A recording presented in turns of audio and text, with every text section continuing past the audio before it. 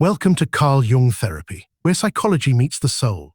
Explore the unconscious, confront the shadow, and awaken your true self. Have you ever felt like you're betraying your family simply by honoring your own boundaries? Like choosing peace for yourself somehow makes you selfish in their eyes?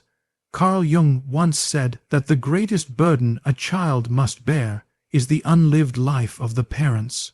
But what if the burden we carry isn't just theirs? What if it's woven into the emotional behaviors we silently tolerate, the manipulation we excuse, and the guilt we swallow to keep the illusion of love alive?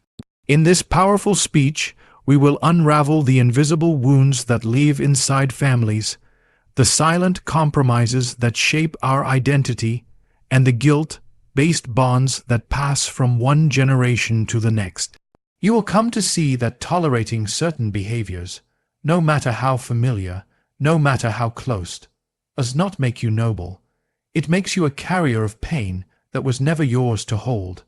It's time to reclaim your emotional truth, to face the shadow, and to become the one who breaks the cycle, not out of anger, but out of love, not just for yourself, but for every soul who comes after you.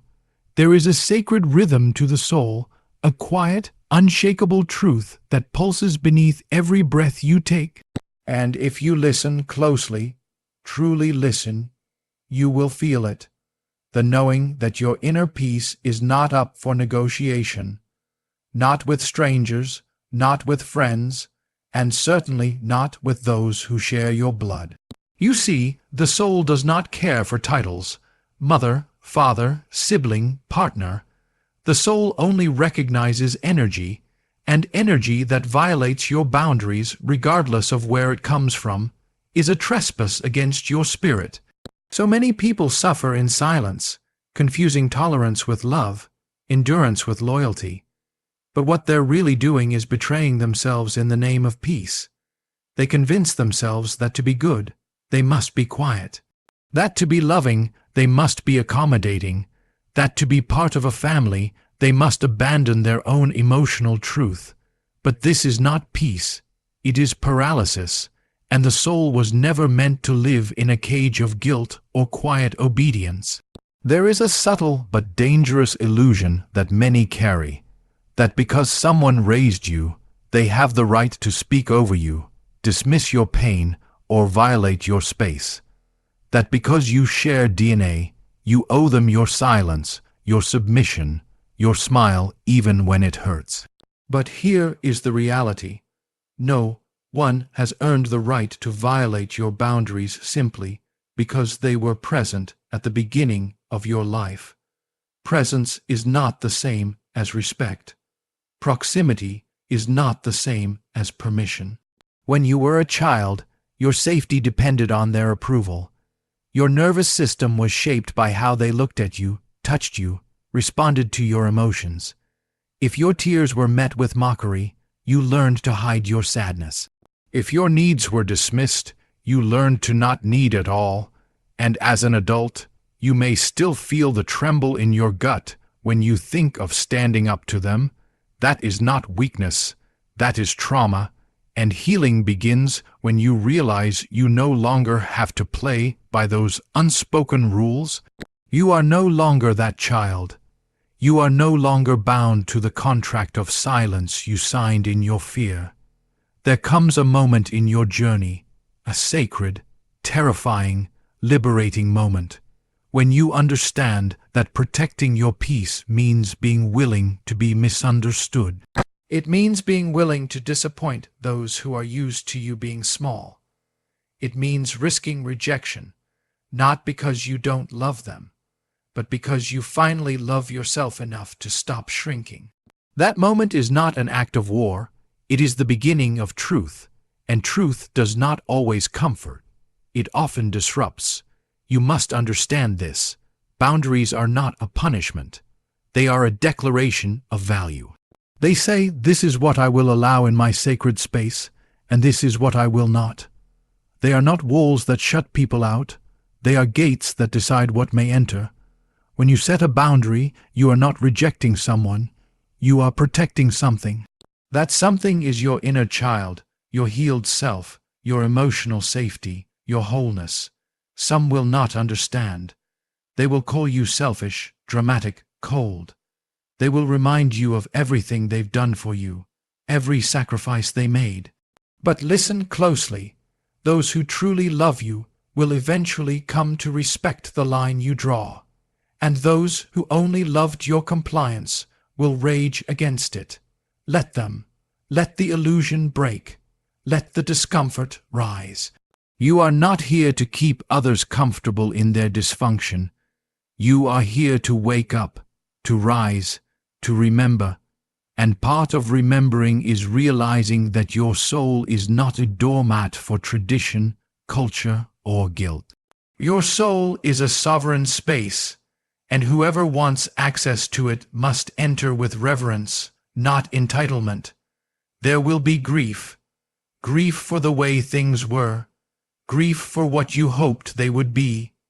Grief for the version of yourself who tolerated what should never have been normal. But grief is not weakness. It is the shedding of the false to make room for the true. Feel it. Mourn the fantasy, and then step forward even if you step alone. Because one day, someone will look at you, not because of who you are to them, but because of who you are in yourself, and they will treat you with the respect your soul always deserved.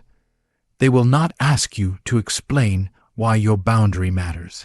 They will not test it, they will honor it, and you will realize something powerful.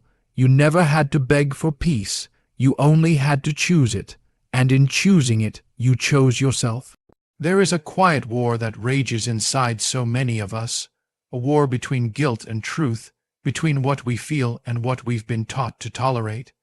And often, the most dangerous weapon in that war is emotional manipulation dressed in the familiar clothes of love. It doesn't shout, it whispers, it doesn't strike, it subtly poisons, and the most devastating part is, it usually comes from those we trusted the most, those we once called home. You are told, again and again, that love is patient, love is kind. But what they don't tell you is that manipulation can wear the same face. It can call itself care. It can speak with a trembling voice, eyes filled with tears, saying, "After everything I've done for you." It doesn't always look like control. Sometimes it looks like sacrifice, and that is precisely what makes it so hard to name, so hard to leave, so hard to even recognize. But make no mistake, if someone uses guilt to guide your decisions, if they shame you into compliance, if your no is met with emotional collapse or silent treatment, or a sudden flood of tears meant to cage you back into submission, that is not love. That is manipulation, and no amount of good intentions, no matter how deep the history, makes it right. You might feel the internal pull, the contradiction. A voice in your heart says, something's off, but another voice immediately responds, don't be ungrateful, they care, they're just worried.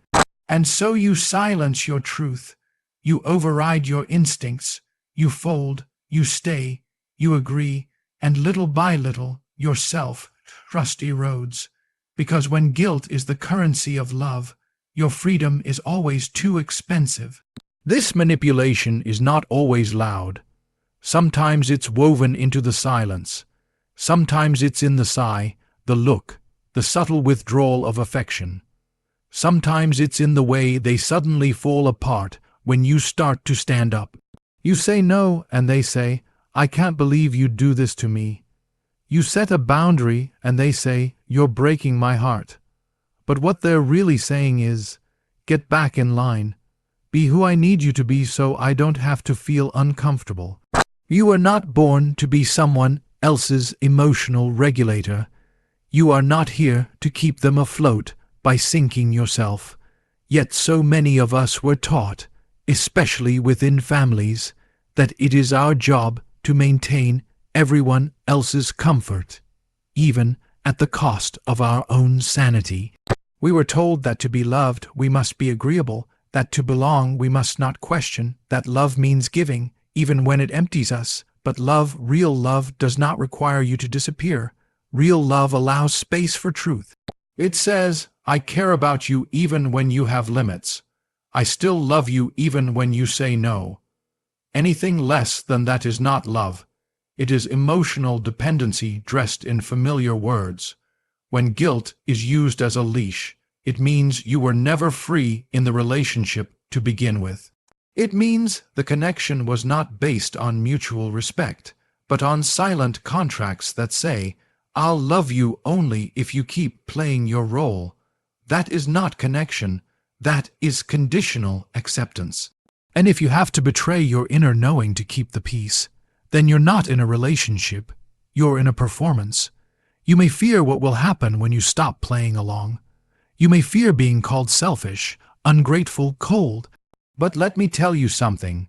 Reclaiming your truth will always feel like rebellion to those who benefited from your silence. And yes, it will hurt. It will stir up shadows, yours and theirs. It will awaken grief and guilt and fear.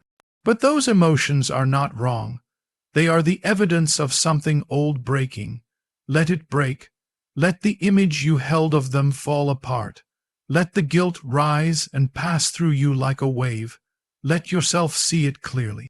Because once you name manipulation for what it is, you begin to return to yourself.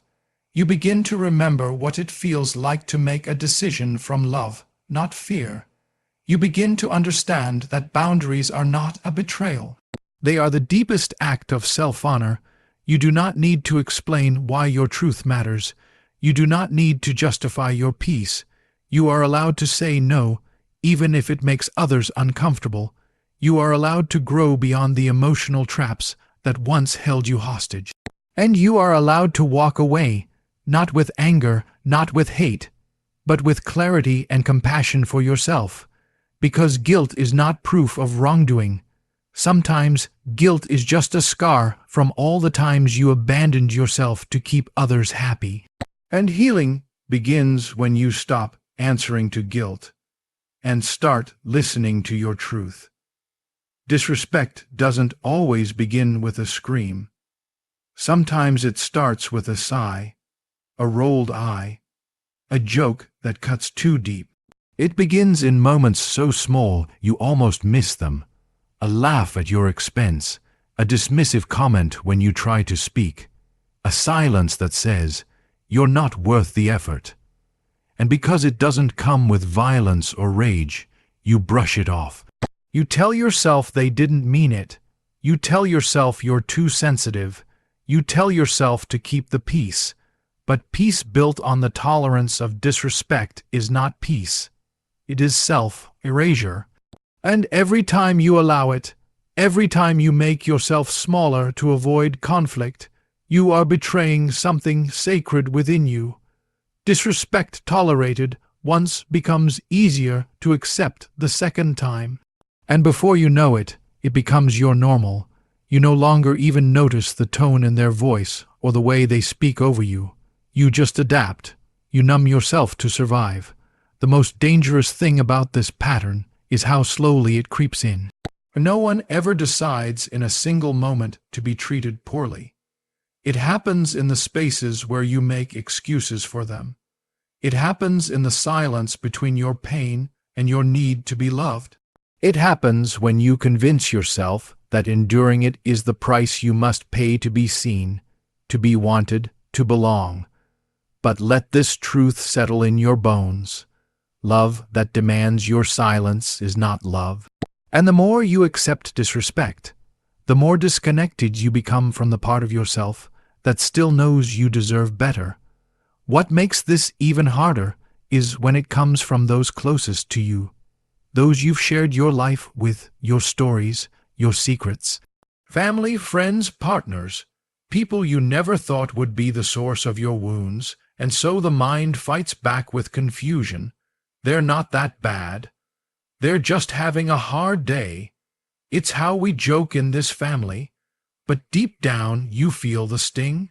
And every time you swallow it, you teach yourself to doubt your own reality. That is the true cost of normalized disrespect. It trains you to turn against yourself. It teaches you that your discomfort doesn't matter, that your voice is too much, that your feelings are a burden. And when you finally try to speak up, they call you dramatic. They say you're making a big deal out of nothing. And for a moment you almost believe them. You almost go back to pretending it doesn't hurt. But pretending doesn't heal you. It just delays the pain. The truth is, when you allow others to treat you with disregard, you're participating in the erosion of your own self-worth. And the longer you stay silent, the more you begin to internalize that treatment as a reflection of who you are. But the disrespect you endure is not a reflection of your value. It's a mirror showing you where you have forgotten to draw the line. Sometimes the most radical act of self-love is to say, "That's not okay," even if your voice shakes. Even if the people around you try to laugh it off. Even if it changes the dynamic of the relationship. Because the moment you honor your pain is the moment you begin to reclaim yourself. And when you reclaim yourself, you no longer sit at tables where your worth is questioned. Some may not understand why you're suddenly speaking up. They'll accuse you of changing, and they're right. You are. You are changing the unspoken agreement that said you'd keep quiet no matter how much it hurt. You are changing the pattern that said love means putting up with anything. You are no longer willing to betray yourself to be accepted.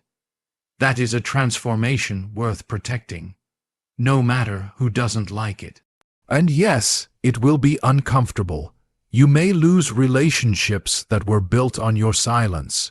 You may feel alone in the beginning, but what you gain is far more valuable. You gain clarity, self-respect, and the peace that comes from knowing that you are no longer choosing suffering to feel safe.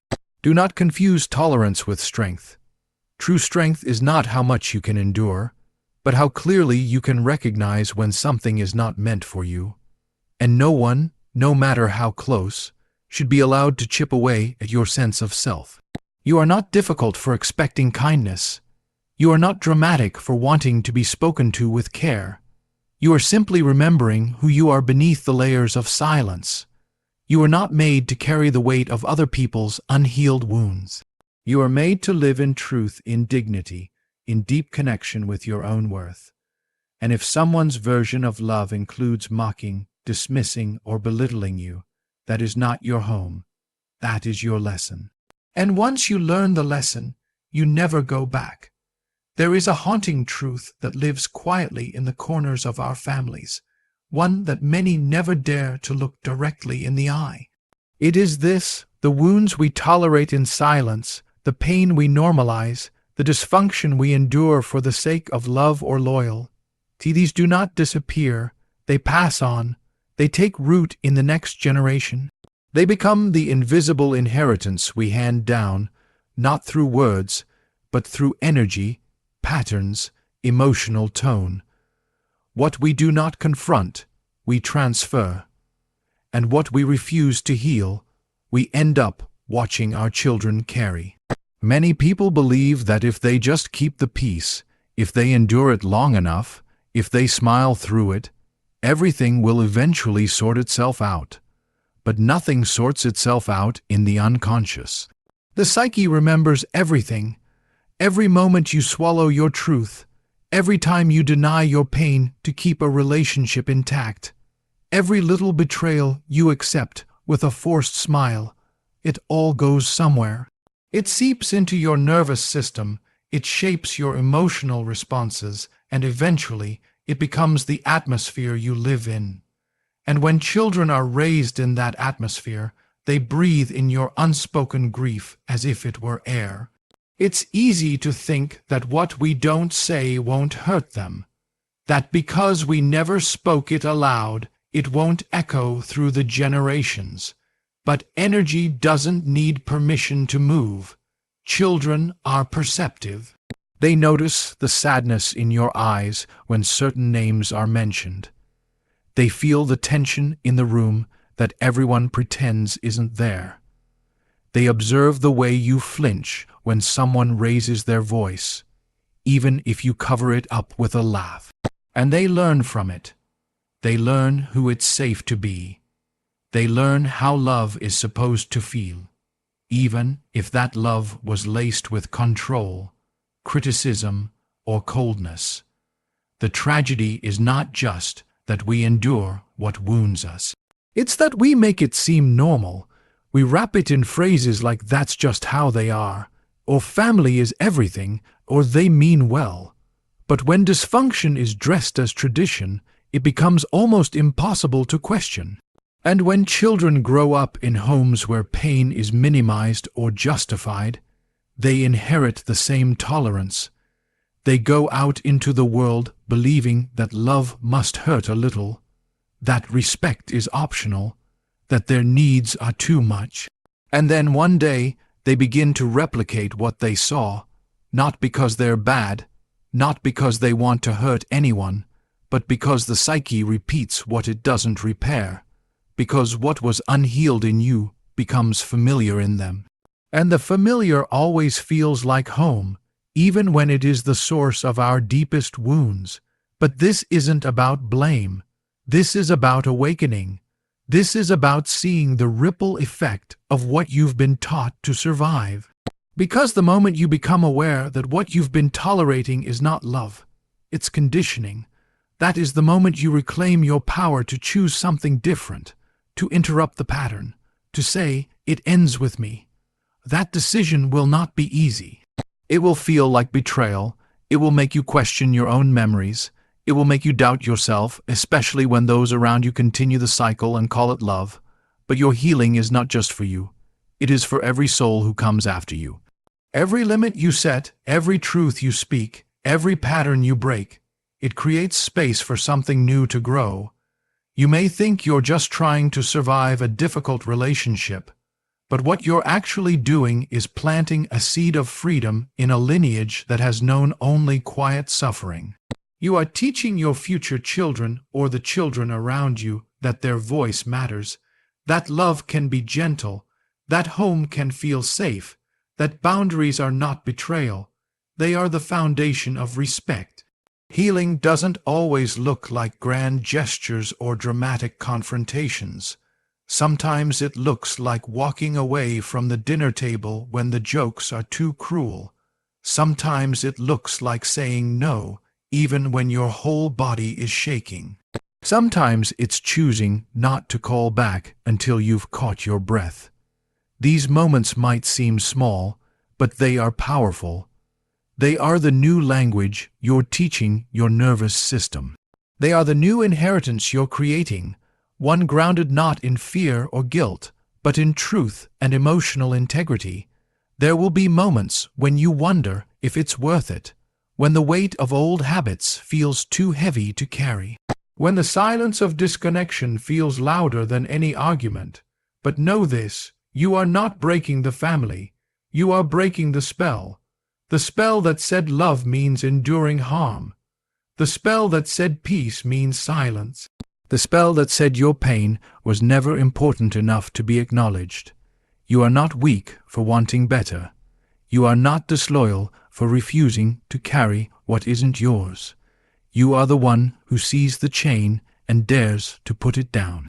You are the one who chooses healing, even when no one else understands why it matters. And when the day comes that someone looks into your eyes and feels safety instead of fear, tenderness instead of tension, presence instead of pain, you will know it was all worth it. You will know the cycle has truly been broken. There comes a moment when the silence begins to ache more than the confrontation ever could. A moment when you realize that the people who claim to care for you, who say they love you, do not truly see you, not because you're invisible, but because they only look when it's convenient. They call you family, they use words like loyalty and togetherness, but what they really mean is, be available when I need you, be quiet when I don't. And that kind of dynamic is not love. It's neglect wearing the mask of closeness.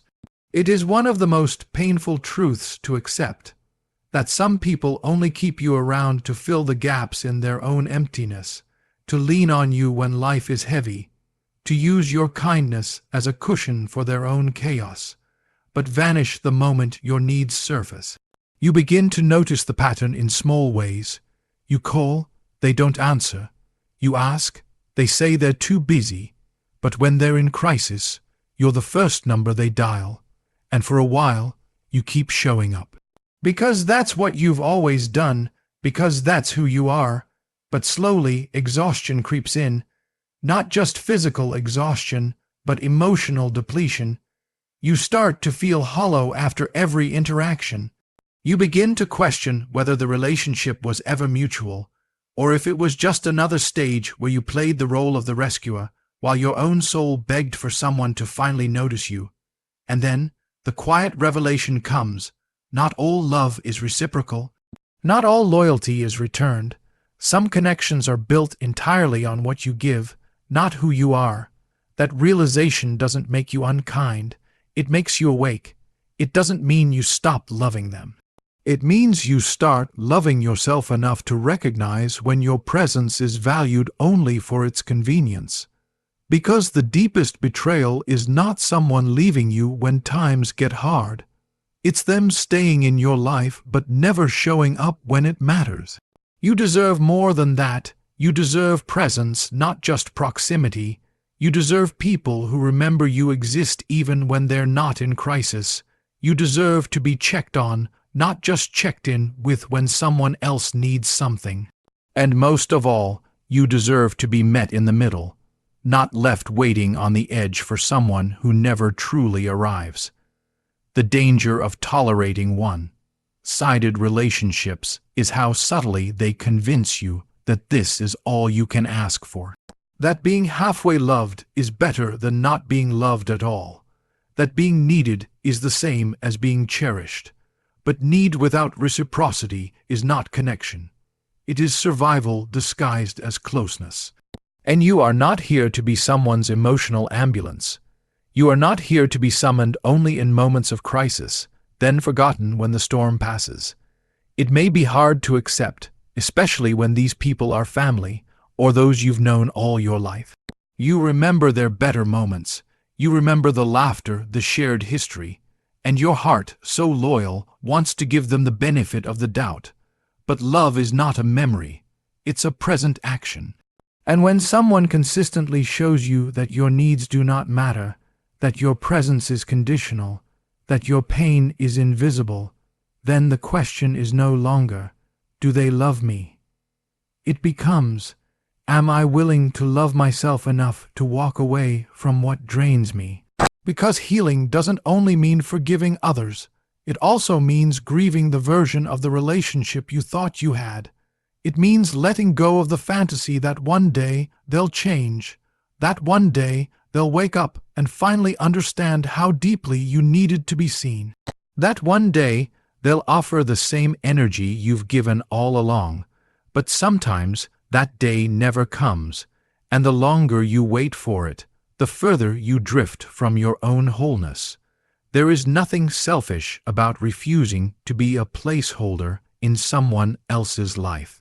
There is nothing wrong with saying, I need more than this. That's not entitlement, that's self-respect. That's honoring the truth that your energy is sacred, that your time, your heart, your presence is not disposable. When you finally decide to stop tolerating emotional neglect, you don't become bitter. You become free. You free yourself from waiting. You free yourself from over-explaining.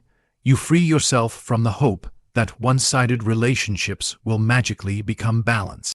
And in that freedom, you open the space for real connection to enter, the kind of connection that doesn't flinch when you speak your truth, the kind that shows up without being asked, the kind that doesn't just take but gives, willingly, consistently, with heart. It is not unloving to walk away from those who only remember your name when they are in need. It is not cruel to stop setting yourself on fire to keep others warm. The real cruelty is expecting someone to live a life of emotional servitude and calling it family. And once you see that clearly, you can never unsee it.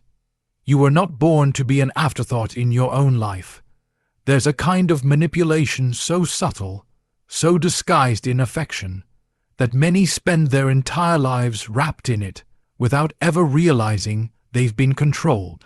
It's the emotional guilt that arrives masked as love, the kind of guilt that whispers, after everything I've done for you, this is how you repay me. It doesn't raise its voice. It doesn't strike. It simply twists your heart until you start believing that your freedom is selfish, that your happiness is betrayal, and that your boundaries are personal attacks. It often comes from those we're closest to: parents, siblings, partners, people who are supposed to be our safe place. And that's what makes it so difficult to see clearly.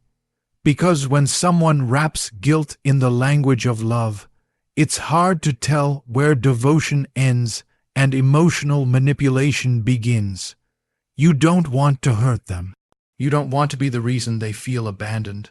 So you give in, you compromise, you show up, even when your soul is tired. You say yes, even when every part of you is screaming no. But that isn't love. That's control dressed as care. Love doesn't force you to choose between your own well-being and someone else's comfort. Love doesn't demand emotional debt.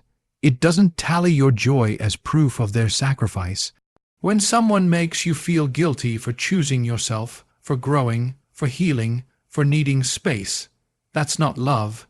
That's their unhealed wounds asking you to carry a burden that was never yours. The most damaging part of guilt-based manipulation is how it disconnects you from your own truth. You stop trusting yourself. You question your motives. You begin to feel like the villain in your own story. You think, maybe I am ungrateful. Maybe I am being dramatic. Maybe I owe them more than I realized. And little by little, you begin to abandon your own needs just to preserve the illusion of harmony. But harmony built on emotional guilt is not peace, it's suppression. And what you suppress will find its way out. Sometimes in the form of resentment. Sometimes in the form of anxiety. Sometimes as physical illness. The body always knows when your soul is under siege, even if your mind is still trying to justify it. You were not put here to repay emotional debts you never agreed to. You were not born to be the redemption of someone else's unresolved pain. You do not owe your silence to the person who fed you. You do not owe your obedience to someone who gave you shelter, if the price was your identity.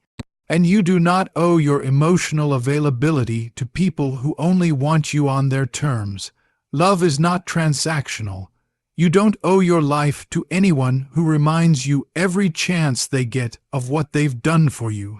True giving does not ask for repayment. True love does not dangle the past over your head like a weapon. If someone gave you something, time, money, support, it was their choice. But if they use it to manipulate your emotions, it was never a gift. It was a chain, and yet, walking away from emotional guilt is one of the hardest things you'll ever do, because it makes you question your worth. It triggers your deepest fears of being unloved, ungrateful, or alone. It makes you wonder if maybe you're the one being selfish. That's how deeply this pattern runs. It gets inside you, rewires your instincts, until pleasing others feels like survival. But there comes a time when you must ask yourself, at what cost? How many times will you abandon yourself just to avoid disappointing someone else? How many times will you suppress your truth to keep others comfortable? How long will you carry the weight of someone else's expectations just because they labeled it love? Healing begins the moment you say, I am allowed to disappoint people in order to be true to myself. I am allowed to grow beyond the role they assigned me. I am allowed to feel joy without guilt. That doesn't make me cold. It makes me whole, and the ones who truly love you will understand this. They may not like it at first. They may push back, but real love adjusts. Real love doesn't need guilt to stay connected. And yes, it will hurt. It will hurt to see the disappointment in their eyes. It will hurt to say no when every part of you wants to say yes just to avoid the sting of their silence. But what hurts more, momentary discomfort or a lifetime of shrinking? What's heavier, the guilt of setting a boundary or the weight of living without any? Freedom isn't loud. It's quiet. It's the calm that comes when you no longer carry someone else's expectations like armor. It's the deep breath you take when you say, "This is what I need," and mean it. It's the stillness in your chest when you no longer feel the need to explain why your joy matters. So if someone makes you feel guilty for choosing yourself, for healing, for evolving, let that be your clarity, not your confusion. Let that be your turning point, because love never requires the destruction of self. And the moment you stop tolerating guilt as a form of connection, you start building relationships that are rooted in truth, not obligation. You are not here to earn your worth through sacrifice. Remember, until you make the unconscious conscious, it will direct your life, and you will call it fate. This is Carl Jung therapy, where we journey inward to truly awaken. Like, subscribe, and keep exploring the soul. The answers lie within. Thank you for watching. Individuation begins with awareness. Begin yours today. Shadow, self, soul. Heal through understanding. See you in the next session. Your psyche is speaking. Are you listening? Until next time, every step into the unconscious is a step toward your true self. Don't forget, knowing yourself is the beginning of all healing. Keep diving deep. The soul knows the way. This is more than therapy. This is transformation. See you soon.